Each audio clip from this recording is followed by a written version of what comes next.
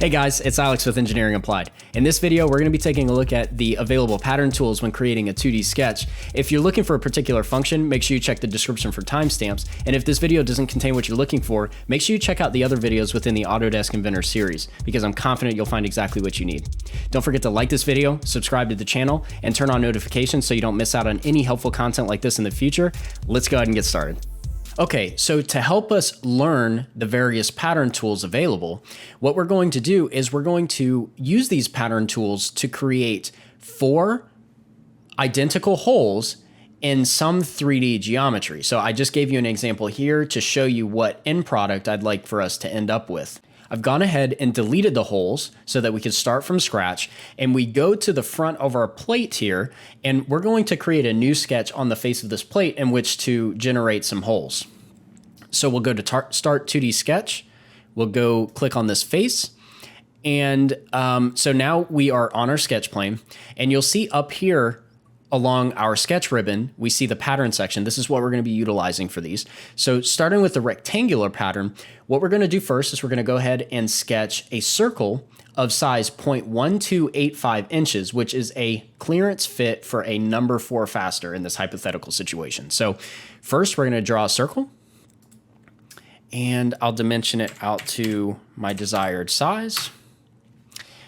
Okay. And then I'll go ahead and dimension it around 2 of the sides found in this top left corner. So we're going to go from here to the center. And this is sort of arbitrary. We'll just take it to 0.200.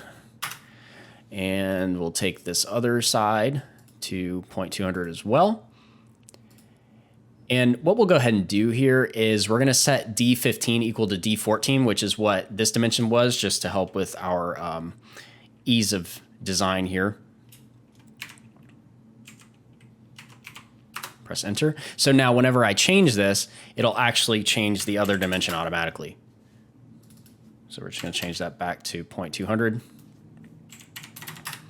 Okay, so now we go up to our rectangular pattern tool.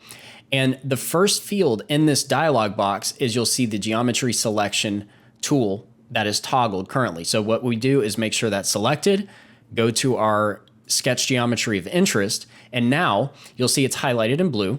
Next, we go to our direction 1 or direction 2 or both. So in this case, we actually want to use both because we're not just replicating this geometry in one direction. We actually want to go in both the horizontal and vertical direction. So we're going to start with the horizontal by going to direction 1, and we click this little selection tool.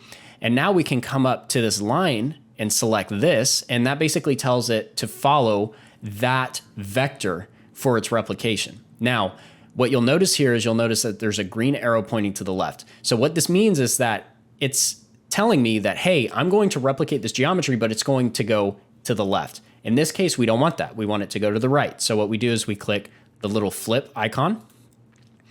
And now that we've clicked this flip icon, you'll see that our projected estimation of where the geometry will end up is off of the part. So when we're using the rectangular pattern tool, we're going to have to do a little bit of arithmetic, in this case, to make sure that we're getting the part equally dimensioned as desired.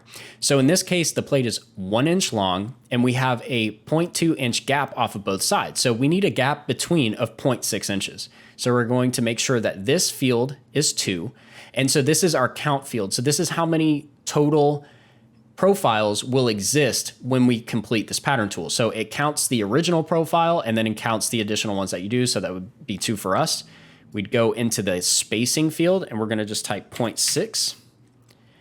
And then we're going to click direction 2. And we're going to click this vertical line. And so when we click this vertical line, it's going to say, hey, I'm going to replicate these parts downwards, which is the direction we want to go in this case. We're going to make sure that this is set to 0.6 because this direction is also 1 inch and we have equal spacing now. I'm going to press OK.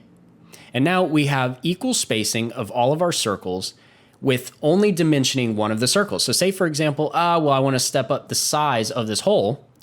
I don't actually have to dimension separate circles. I can just redimension the one. So let's say I want to make this 0.250. It increases the size of all the holes simultaneously. So you'll hear me talk about design intent and the efficiency of your design. This is a great way to add a more efficient design method to your part so that you don't have to make multiple changes to accommodate certain design elements that you're looking to do. So we're gonna go back up here and just resize this to 1285. Now we've got our clearance holes for our number 4 fastener. And so that's the rectangular pattern tool. Okay, so moving right along to our next pattern tool, which is the circular pattern tool.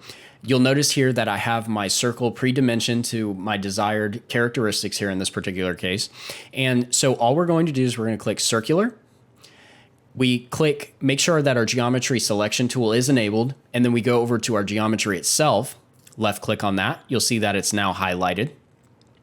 Now we go over to our axis selection tool. Since this is a 2D sketch, the axis that we want to revolve around is this little point that we're looking at the screen, because if you imagine a line coming straight out of your computer screen, you would only notice it as a point from your vantage point or from your point of view.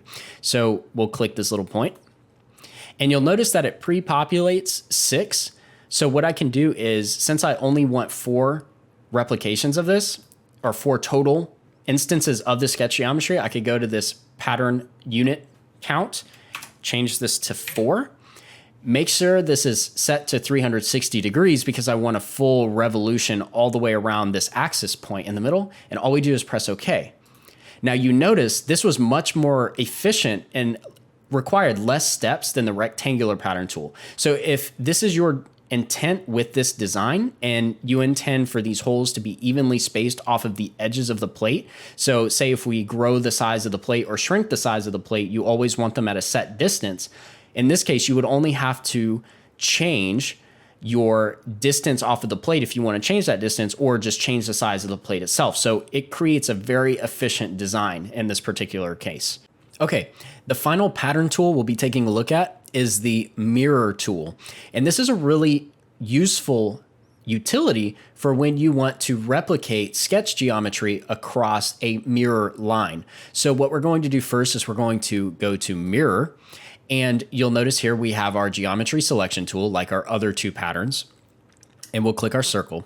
But hang on a second, we notice that we have another selection field called mirror line. We don't have a line in which we're mirroring this geometry over yet. So what we're going to do is we're going to hit done real quick, and we're going to draw 2 lines. We're going to draw a vertical line and a horizontal line, because since we want to create 4 holes, we'll go ahead and mirror this over this vertical axis over in this side, and then we'll mirror these 2 over this horizontal axis in this particular case. So we'll go to line. I'm going to pick up the midpoint and let it snap. And it doesn't matter where the endpoint line is in this case. I really don't care, because this is going to become a construction line. And then we'll go back into our other line tool, pick up the midpoint, drag it out here, make sure it's horizontal. Okay. And then I'm going to right click on this, and I'm going to go over to construction and make sure that's a dashed line, which it is now. And this just tells it that, hey, this isn't real sketch geometry. This is just for reference only. So I'm going to right click on that, set it to construction. And now we can go back to mirror, select our geometry that we want to mirror. Our mirror line is going to be this construction vertical line. And we're going to hit apply. So now you could see that our circle was mirrored perfectly over this line, and it's set at the same distance. So if I change, for example, this distance here to 0.100, you'll see that this circle will evenly space out to that distance as well. We're going to set that back to our original distance, and we're going to mirror these 2 over this horizontal line. So we'll go back to mirror, select these 2, go to our mirror line, which is this horizontal line, and click apply. And now we have all 4 circles for our whole pattern. That concludes this segment of the Autodesk Inventor part creation tutorial module, where we took a look at the available pattern tools when creating a 2D sketch. Don't forget to like this video, subscribe to my channel, and turn on notifications to stay up to date on future content as it's released. And as always, don't hesitate to reach out and let me know if there's anything else that you'd like to learn about or see on this channel. I'm genuinely interested in hearing your feedback, and I can't wait to make more helpful content like this for you in the future. Thanks for watching, and I'll see you again soon.